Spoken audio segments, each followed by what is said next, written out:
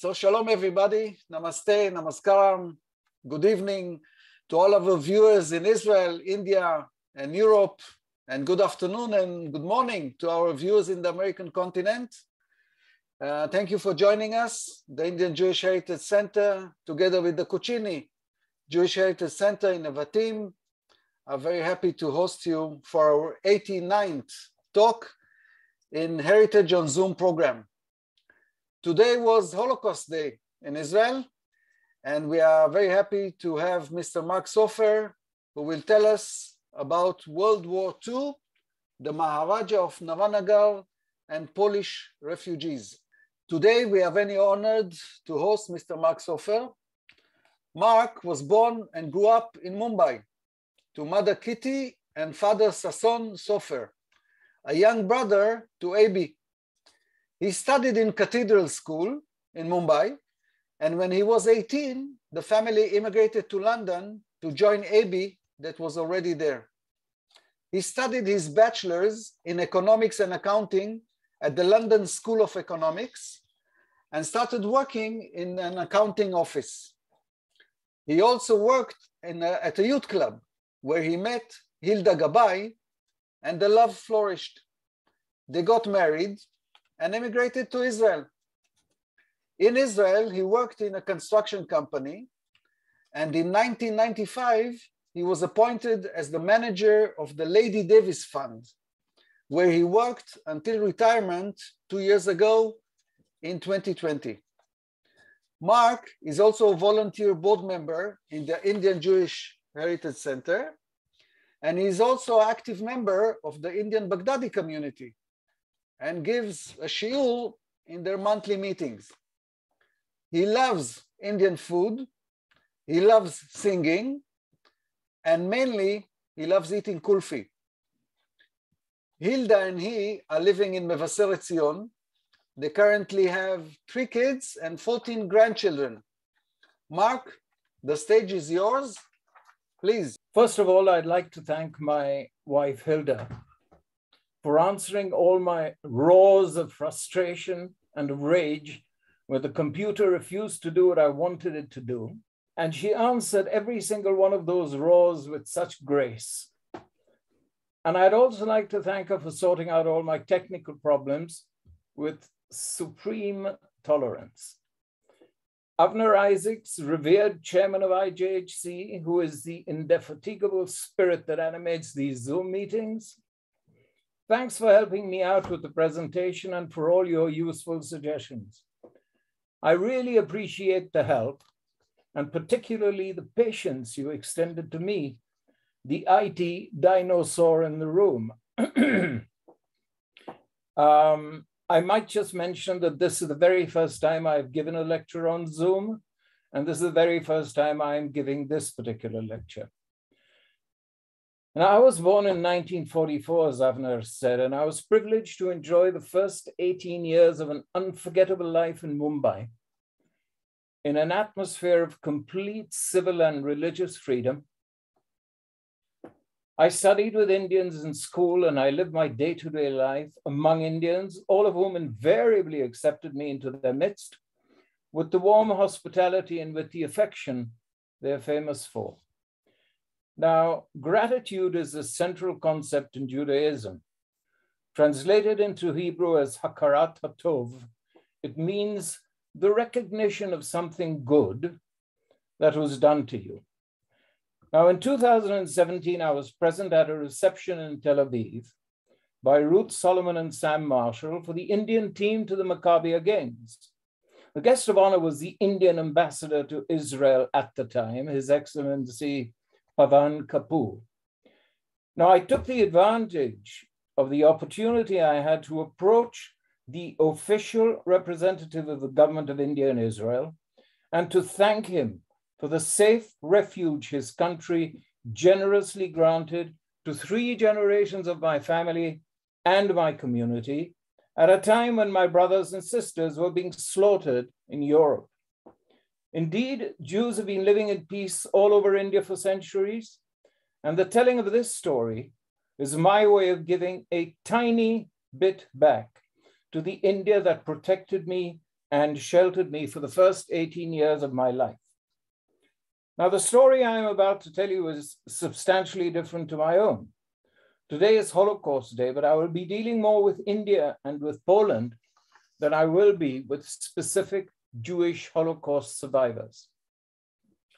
As I mentioned before, the Indian people are well known for the instinctive welcome they accord to foreigners who visit them, and to those like myself who are fortunate enough to have lived among them. Most of the written and photographic evidence for the story, unfortunately, has been lost for reasons I will make clear later on. So its primary sources are all from the oral testimony of those who actually lived through it. Now, I'm referring to those refugee children who are adults today and who have taken the trouble to tell the tale and to make sure that it will never vanish from the pages of history. The photographs that survived have been culled from newspaper articles that were written. There is no central archive or collection anywhere that I could turn to. So you will have to excuse the grainy quality of the pictures. You will also have to excuse the fact that I cannot be sure of where the picture was taken, when the picture was taken, or by whom the picture was taken. Now, there are two parts to the story. The first takes place in Europe.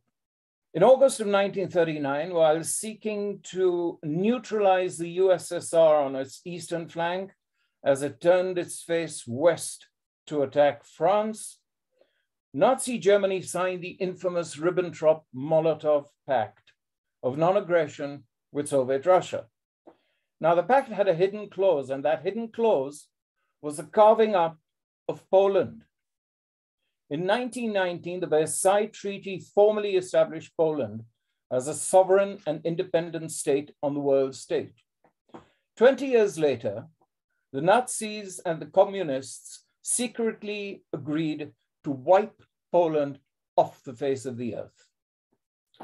On the 1st of September of 1939, Germany invaded Poland from the west, and 17 days later, the USSR invaded from the east, and Poland was split along a rough north-south line drawn between the Vistula River in the north and the Bug River in the south. This is what happened. Wraz z dołączonym do ściśle tajnym protokołem zapowiadającym rozbiór Polski. Now let's take a look at this again. This is Poland, the way it was constituted in 1919 at the Treaty of Versailles. Agresji wraz z dołączonym do ściśle tajnym protokołem zapowiadającym rozbiór Polski. No more Poland. We have this area over here, which was taken over by Russia, and that area over there, which was taken over by the Nazis. And we are concerned with this area and not with what happened to the West.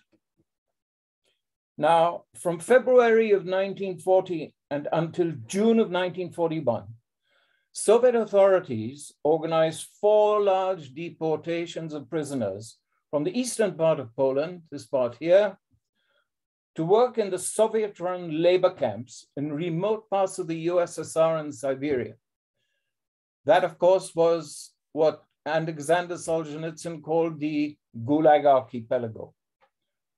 The Soviets said 325,000 Poles were deported, and the Polish said the number was closer to 2 million. I would be more inclined to believe the Poles. Only a few could survive the transportation, the slave labor, and the harsh living conditions. The war also caused thousands of Polish children to be either orphaned or separated from their parents, and they too were sent to miserable and squalid orphanages, again in the depths of Russia. It is estimated that in the 21 months between September 1939 and June of 1941, about half of the adults and children incarcerated by the Russians had already died of illness, malnutrition, and starvation. Now, the second part of the story began in 1895 in faraway India, where Jam Sahib Digvijay Singh Jadeja was born in the princely state of Navanagar. This is the man himself in European clothes, and this is him in clothes in which I'm sure he felt considerably more comfortable. Now, Navanagar was ruled by the Jadeja dynasty from its formation in 1540 and until 1948, when it was absorbed into the newly formed independent India. A princely state is a sovereign entity of the British Empire, or was a sovereign entity of the British Empire, that was not directly governed by the British, but rather by an Indian ruler under a form of indirect rule, but subject to the partial control of the British sovereign. I could not find a map which drew the exact borders of the state, but we do know the general location, and that its capital city was Jamnagar. Now we can see Jamnagar over here. It's on the west coast of India. Mumbai is over here to give you a sense of perspective. And this body of water over here is called the Gulf of Kutch. If I'm not mistaken, I hope I got the pronunciation right. Jam Sahib Digvijay Singh Jadeja, who was the Maharaja. He was sent to England to be educated at Malvern College and later at University College London. In 1919, he was commissioned as a second lieutenant in the British Army until he retired in 1931 with the rank of captain. 2 years later, in 1933, succeeded his uncle, the famed Indian cricketer Ranjit Singh, who some of you may remember, who had adopted him as his heir and became the Maharajah of Navanagar until his death in 1966. In 1935, he was knighted by George V and served in the Imperial War Cabinet during World War II. The members of this cabinet included representatives from all the corners of the British Empire who advised the government in London regarding the imperial, military, political, and economic resources available to it from the empire. He joined the Indian Chamber of Princes in 1933 and served as its president between the years 1937 to 1943. It is important to mention that Maharaja Jam Sahib was already acquainted with Poland and with Polish customs. His uncle was a personal friend of the great Polish pianist Jan Paderewski, who became a spokesman for Polish independence. In fact, in 1919, Paderewski was the prime minister and the foreign minister for the new Polish nation, for whom he signed the Treaty of Versailles, which ended World War I. In addition to that, when Maharaja Jam Sahib visited Switzerland, his neighbors with whom he was friendly just happened to be Polish. And from them, he also learned a lot about Polish customs and traditions. We will now bring the two parts of the story together, the one in Europe and the one in India.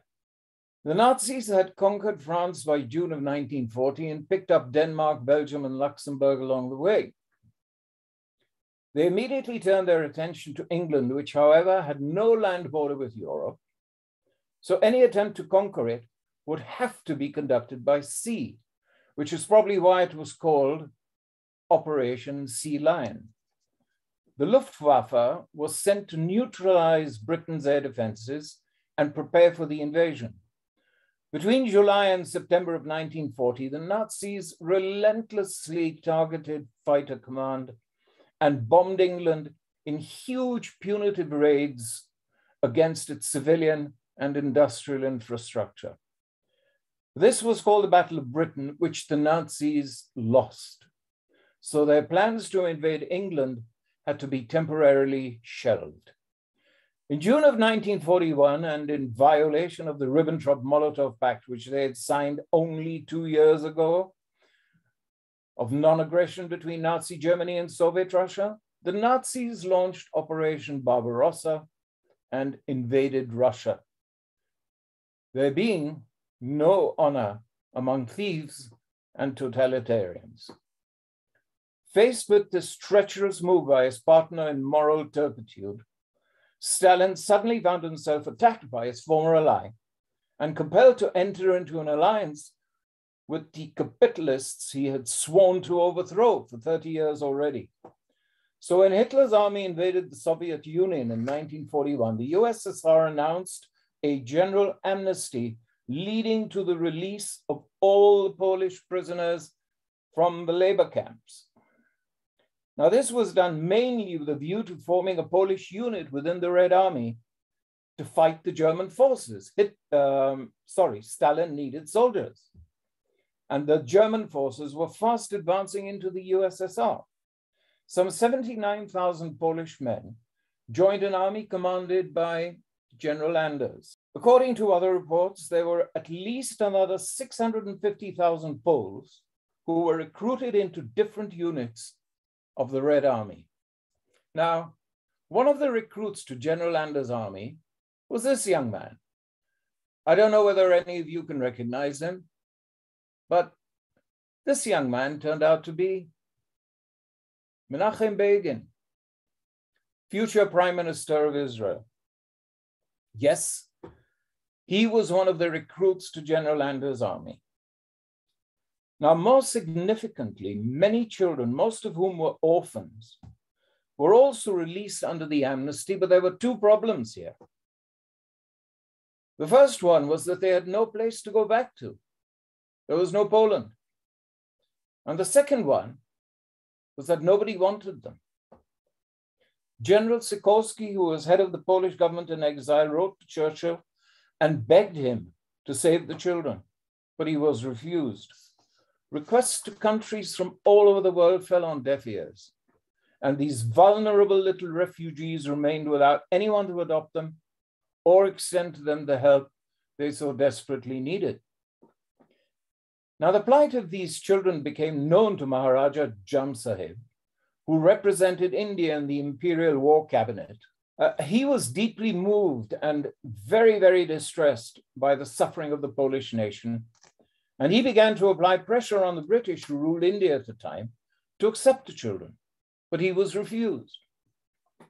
He made great efforts to meet all the bureaucratic obstacles raised by the British, including issuing papers to all the children to prove that they were not orphans, because he had adopted them. His entreaties to the British, however, also remained unanswered. So at some stage, the Maharaja understood that there was nobody willing to come forward to save the children. I felt I had to do something to help, he said. And so in an act of supreme loving kindness, at no small personal risk to himself and involving considerable expense, which he knew he would have to meet from his own personal fortune, he began a process designed to save as many of the children as he possibly could. I wanted to take them as far away as possible, he said, from the war that was ravaging the continent of Europe, and I wanted to rebuild their health and their strength. Now, this would mean opening up his own princely state of Navanagar to them under whatever remained of the partial rule that the British had allowed him to retain. Now, the children came in small groups until their numbers reached about 1,000. In early 1942, the first batch of 170 children arrived in the trucks of General Anders' army, all the way from Siberia, in a grueling drive through Uzbekistan, Ashgabat in Turkmenistan, via Iran and Pakistan of today to Mumbai, and from there to their final destination, which was a seaside village called Balachadi, about 25 kilometers distance from Jamnagar, which was the capital of the princely state of Navanagar. Now, I'd like you to take a look at these children. I'm sorry for the quality of the photograph, but as I explained, these are photographs taken from newspapers. Now, we can see the children who, by the way, call themselves, when they were joking among themselves, they called themselves walking skeletons. this is the way they came from their camps in Siberia. Now, this is the route they took, and please notice how difficult it would have been for them in the state that they were to have undergone this difficult journey. Carrying their siblings in different groups, traveled long and arduous journeys of thousands of miles from Russia through Iran, Afghanistan, and today's Pakistan to reach to their healing destination in India. Let's take a look at that once more. Carrying their siblings in different groups, traveled long and arduous journeys of thousands of miles from Russia through Iran, Afghanistan, and today's Pakistan to reach to their healing destination in India. The healing destination in India was, of course, Balachari that we mentioned, and they stayed there as guests of the Maharaja for 4 years until 1946. Other groups made their way to join the initial group of 170 with the help of the Red Cross and the Consulate of Poland in India. As chairman of the Council of Indian Princes, the Maharaja persuaded 2 other states of Baroda and of Patiala to also take in a few of the children themselves. And he also persuaded individuals and corporations, such as Tata Industries, for example, to contribute significant sums of money to their upkeep. Subsequently, other countries, such as New Zealand and Mexico, followed the example set by the Maharaja, and they too accepted some of the children. Now, I'd like to show you a few photographs of the children that I have. Well, this is the first one. You can see that their average age is very young. It couldn't be more than between about 5 and 10. But there's one thing that's very significant. You can see that they're all well-dressed. You can see that they look considerably more healthy than they ever did, or certainly more than their compatriots, more than those that had come straight from the camps in Siberia. Now, unfortunately, I can't tell you when this picture was taken, but I would imagine it would be about 3 or 4 or 5 months after they had arrived, but it's anybody's guess. Here is another picture. You will notice that they are wearing over here the famous solar topi, who anybody in India will instantly recognize. Here is another picture of them, and I assume that this is a picture of them at play. We can see that they're carrying balls over here, and the children have rackets, and this minder over here, this lady who is taking care of them, the supervisor, also has a racket. And solar topis again are in evidence. Here is another picture of them. Again, I have no idea where this was taken. It's somewhere on the campus at Balachari, but I'm guessing that this was a clinic because of what appears to be nurses, at least by their headdress. Again, you can see that their situation is much, much better than it was when they came straight from Siberia. Here is another picture of the children. And again, we can always see that they are accompanied by supervisors. Here is a picture of them in one of the classrooms. And here is another picture of them in a classroom. Now, using his own personal resources, the Maharaja proceeded to build the Balachari campus for the children. To adequately cater for their material needs, they were placed in dormitories in the Maharaja's palace near the sea, where each one had his own bed. And that was a luxury beyond their wildest dreams.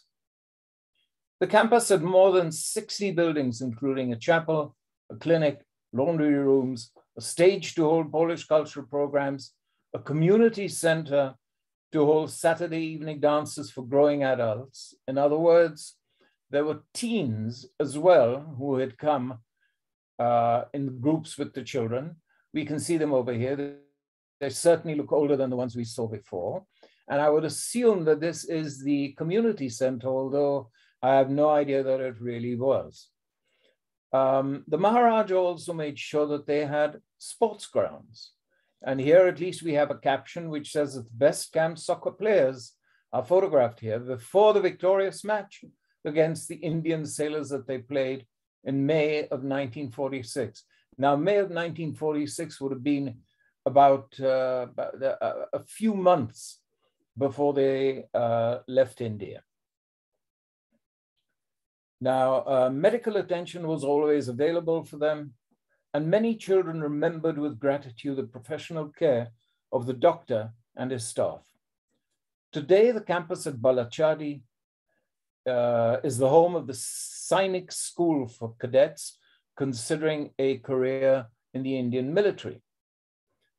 Now, if one takes into account the fact that Poland is a cold country and that the orphanages in Siberia were even colder, the exposure to the warm Indian climate of Balachadi and to the naturally welcoming disposition of the Indians who surrounded them, and the proximity to the sea where they were taken to bathe frequently, and the gentle sea breezes that would have flown into their dormitory, I think it would be fair to say that this was as close an approximation to the Garden of Eden as these children could possibly have experienced. At Balachadi, every effort was made to encourage the children to engage with their Polish heritage. The Polish flag was flown everywhere, in front of the dormitories, in front of their classes. Here it is. Polish books were available in the library. The language of instruction in the school was Polish. 6 cooks were hired in Goa who produced the Polish food the children were accompanied to. A chapel catered to their spiritual needs. They acted in plays. Here's a picture of one of the plays that they would have acted in, and the Maharaja is prominently figured over there because apparently there wasn't a single play that he missed. And they also had an orchestra. The caption says musicians of the camp orchestra rehearsing on the school terrace in 1945. Now the children observed important Polish traditions and even set up a dance group to practice Polish folk dances. Now, why is all this important? The central idea that animated the Maharaja was to send back to Poland children who would be fully equipped and prepared to participate in the rebuilding of their own country after the war. And to that end, he carefully nurtured their Polish identity. Now, it's important to appreciate this fact. There was no ulterior motive on his part that sought to convert the children or to influence them in any way at all. In almost any other scenario or environment that we can think of, such young and vulnerable subjects would have been transformed immediately into fully fledged followers of the beliefs practiced by their saviors, whether in God or in the state or in other insane permutations of the unfettered and rational human mind. Now, Indians are one of the most naturally spiritual people on earth, so I was curious to find out what exactly were the ideological underpinnings of the Maharaja's actions.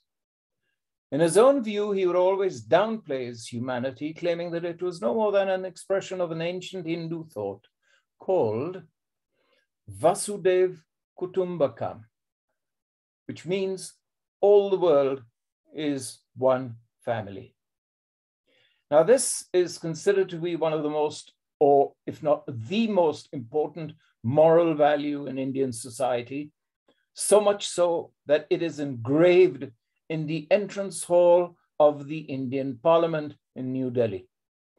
Now, this idea appears in the Maha Upanishad and in the Rig Veda. Both of these were ancient Hindu texts, which are dated between 1500 to 1000 BC. Now, to give you an idea, or to give you some historical perspective of the time we're talking about, 1500 BC would have been the time that Jacob would have gone down to Egypt with his family, and 1000 BC would have been approximately 170 years before Solomon built the first temple, right in the middle of the period of the Judges. Now, these, or rather, this is the time period that we're talking about when it is claimed that these two books were written. Now, there's much similarity between this idea and our own Jewish view. As far as our own Jewish narrative is concerned, we're all sons of Adam and Eve. So we are all one family. A person is also called in Hebrew Ben Adam, the son of Adam. And we have an additional concept which we add on to this, which is called that the world is comprised of 70 nations, each one representing a separate and positive aspect of human endeavor. Now, a subset of Vasudev Kutumbakam, or all the world is one family, is this idea of unity in diversity. Unity in diversity means that the unity of this world is a direct function of the strength of the component parts that make up its essential and natural diversity. A weak and underdeveloped diversity will result in a frail and fragile unity that will never endure and will not hold for any length of time. In its implementation into practice, unity in diversity is described as representing unity without uniformity and diversity without fragmentation. I'll try and unpack that as well. In my opinion, what this means is that unity is not uniformity. The unity between people is a result of their wanting to come together. It is not enforced upon anybody by totalitarian hierarchies of dominance. And as far as the diversity is concerned, without fragmentation, what I guess that means is that the diversity does not fragment itself into myriad manifestations of political, social, and economic distinctions, which are as bizarre as they are contrived. And that, ladies and gentlemen, is the situation in our world today. We are becoming more and more and more fragmented. And unity in diversity means that the diversity cannot become so fragmented that it becomes meaningless. And this is why the Maharaja invested so much of his resources to ensure that the children were made aware of their own Polish traditions. So Vasudev Kutumbakam, all the world is one family, was the underlying idea that motivated this remarkable Indian Maharajah of Navanagar to perform an act of such pure and uncomplicated loving kindness. I believe that it was also this idea, ingrained as it is in their psyche, that made the Indians in the area capable of welcoming the Polish children with an acceptance that was as natural as it was unaffected. It is also worthwhile to remember that Maharaja Jam Sahib performed this act at a time when the world was in turmoil and when India was in the final stages of her own struggle to free herself from the ravages of 200 years of debilitating colonial dominion by the British. In other words, what I'm trying to say is the Maharaja could easily have said, why do I need to take care of these children right now? And I, myself, I'm so busy. But nevertheless, I think it is remarkable that a man is led by a moral imperative, which he sees as being more important than anything else. and credit has to be given to him for this. Now, he was committed to a course that he had accepted willingly upon himself. But the Maharaja was nevertheless determined to fulfill his responsibilities with as much generosity and attention to detail as he could. His welcoming words to all the groups of children that came were, "You are orphans no more, because I am your father." I cannot emphasize enough the maturity of spirit and of intellect that it takes for a human being to act in such an altruistic way. And I cannot help but contrast the advanced Indian culture with the barbaric behavior that characterized the so-called civilized European nations, who, with complete indifference to anything other than their own selfish interests, pursued policies that so cruelly dispossessed the children the Maharaja took such good care of. Now, the Maharaja never requested any financial compensation. Instead, he said he would have appreciated the dedication of a square in Warsaw or of a school in Warsaw in his name. But here was the intractable problem. Unfortunately, Poland fell under Soviet influence after World War II, and there was no way the USSR would have met even this modest request, because to agree to such a dedication would have publicly exposed its own deceit and treachery back in 1939, when it invaded Poland without any provocation. So for 44 years, from 1945 until 1989, when Poland became independent and left the USSR, nothing could be done. And I believe that this was the reason for the terrible photographs that you saw, because as time went on, all the primary documents and photographs that were taken that could and should have been preserved slowly disappeared. Unfortunately, the Maharaja passed away in 1966. However, the beneficiaries of his generosity never forgot him. In 1995, a private school at the corner of Bednarska and Rosinska streets in Warsaw was named after him, and the children in the school have become the custodians of his remarkable legacy. Walking through the school is like taking a trip to an Indian museum. Numerous pictures of Indian monuments and landscapes, wall graffiti depicting classical dance and rangoli, dozens of handcrafts and decoration items, Tibetan thangka paintings, classrooms with bright motifs in Indian artwork, and pictures of Indian gods and goddesses adorning the walls of the school. All of this would make one wonder if one was in Warsaw or in Balachari. The practice of caring and kindness is carried on in this unique school, which offers free education to the children of refugees in Poland, either from Chechnya, from Vietnam, from Sri Lanka, Tibet, and other African countries. In this way, the children have become the custodians of the Maharaja's legacy. Now, there were other ways in which his work was commemorated. This is the bronze memorial installed at Balachadi in the year 1985 to commemorate the remarkable work that he had done. In 2016, 50 years after his death, a pleasant square in Warsaw was named the Good Maharaja Square, with leafy trees that spread their shadow over comfortable benches.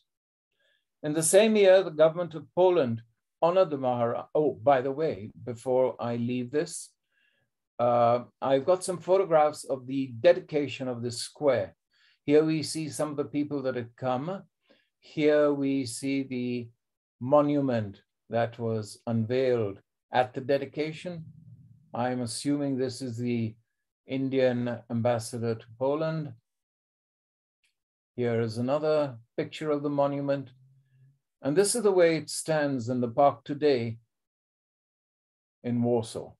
As I said, in the same year, 2016, the government of Poland honored the Maharaja posthumously by presenting him with a very prestigious Commander's Cross of the Order of Merit of the Polish Republic, otherwise known as the President's Medal, which is awarded only to people who have offered outstanding services to Poland. Other monuments were also erected both in India and in Poland. And I know of 3 films that have since been produced on the subject. The first one is called The Good Maharaja, an upcoming Indo-Polish war film directed by Vikash Verma and produced by G7 Films Poland. The film stars Sanjay Dutt in the role of Maharaja Jam Sahib. The second one is called Brave Bunch in India, and it's another film produced by Tomasz Stankiewicz, I can never pronounce these Polish names, who said at the film's premiere, "This is not a simple event that happened many years ago, and it is not a curiosity from the past. It is just as important now as it was then, because the world is still cruel, and that's why this project is important, because it can make a difference in a world which hasn't really changed much since then, unfortunately. And ladies and gentlemen, what's going on in the Ukraine at this time is as clear evidence of that as you could wish." The third film that I've seen is called A Little Poland in India, and it's a video that I believe can be accessed on YouTube. I will conclude shortly, but in the meantime, I'd like to raise this picture of some of the survivors, some of the children that came back. I have no idea, again, where this picture was taken. And I don't know when either. But nevertheless, at least you can see some of the survivors have come back, and you can see how they are doing everything in their power to keep this wonderful act of the Maharaja alive. Now, in 1946, the children were given the option of returning to Poland or to any other place in the world prepared to accept them. In view of the communist government in Poland, few of them, if any, elected to return home, and almost all of them relocated either to the USA or to Poland, I beg your pardon, to the USA, to England, and to Australia.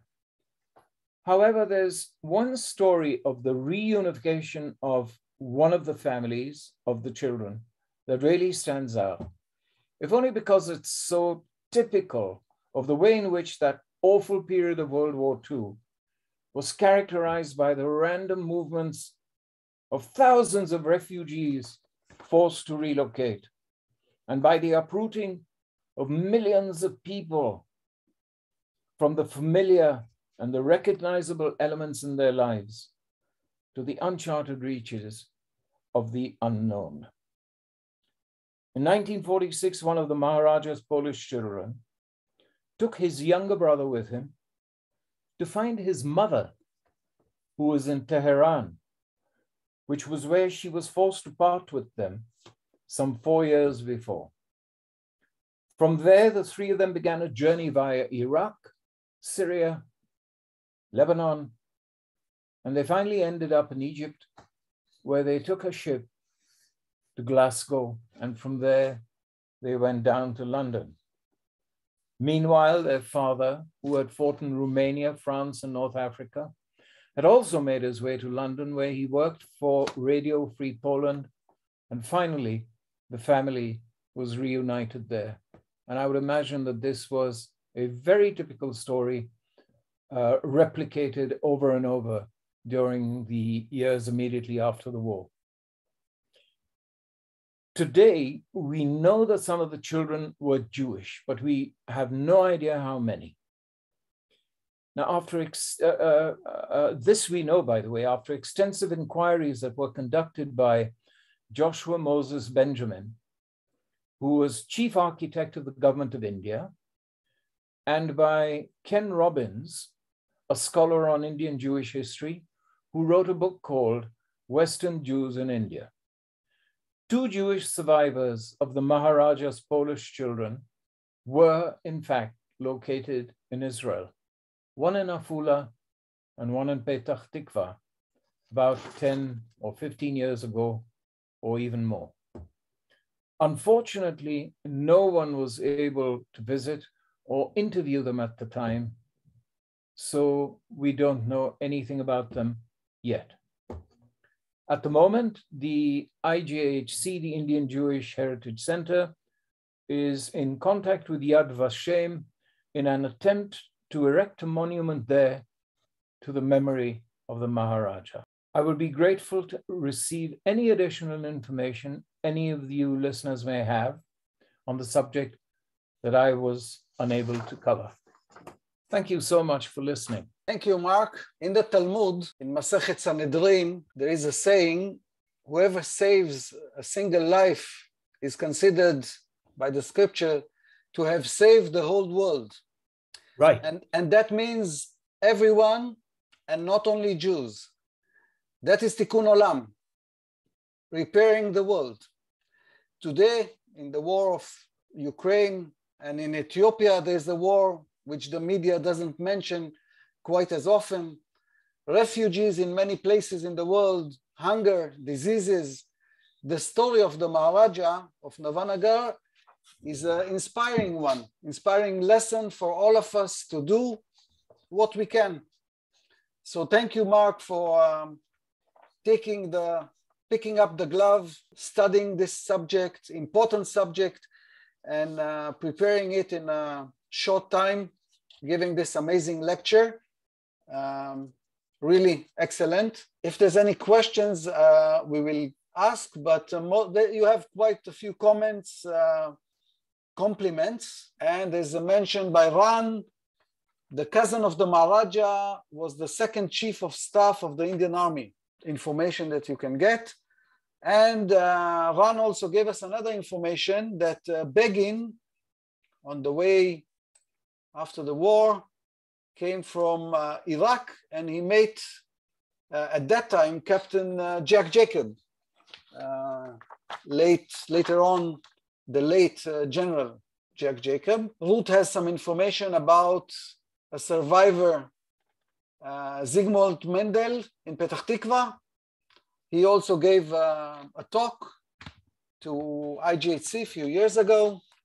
I thank you all for joining us. Mark, again, thank you very much. So thank you, everybody. Shabbat Shalom and Namaste.